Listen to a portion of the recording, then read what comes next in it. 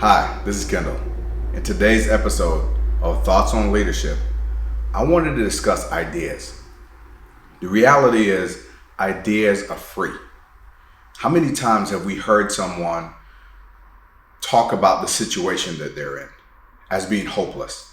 How many times have we heard people talk about, I'd love to do this, but I'd love to do that, but there's no opportunity for me to move from where I am. And it's troubling, but at the same time, it's understandable. Ideas are free. There's no cost on it. There's no one that has a monopoly on great ideas. But to take that idea and have the people around you to help you germinate that idea, allow that seed to grow. And then once that seed starts growing, finding the right place to transplant that idea or that seed. I love using the concept or the thought of planting a tree or planting a seed. And if you think about it, all the trees that we see started as small seeds. And so whether you want to think about the biggest tree you've ever seen or the smallest, if we can take our ideas and utilize them as small seeds and allow those ideas to germinate. We take the time to think through kind of go through that thought process. Then we identify people around us. Some of those people we may have great relationships with. Some we may need to step out of our circle or out of our comfort zone and ask for meaningful feedback, develop trust. And by surrounding yourself with great people, it's like taking that seed and putting it in soil that's a little bit moist. It has the right nutrients to allow that seed to start to germinate. And then as it starts sprouting up out of the ground, and when we feel like it's time, we can transplant it to deeper soil.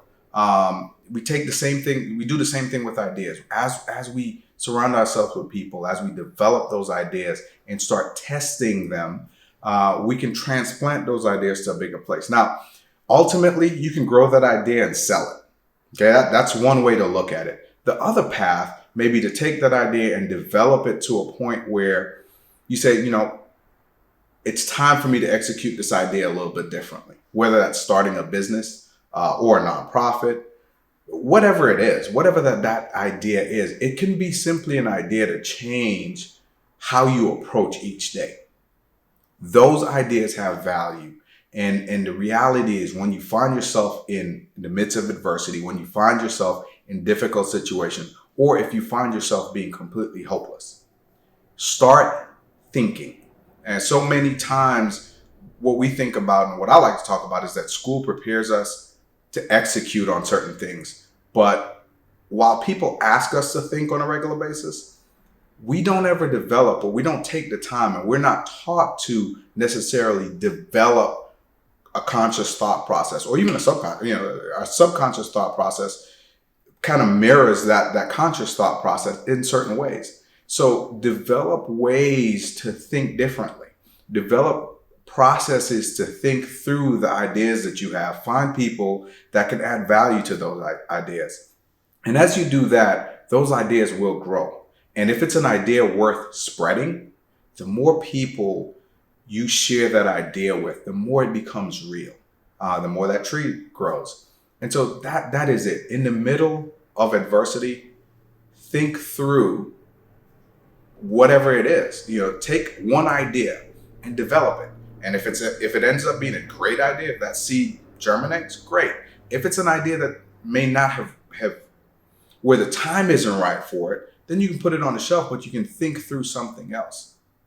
That is the process to look at your situation, or it's at least one way to look at your present situation and say, look, I dare to be different.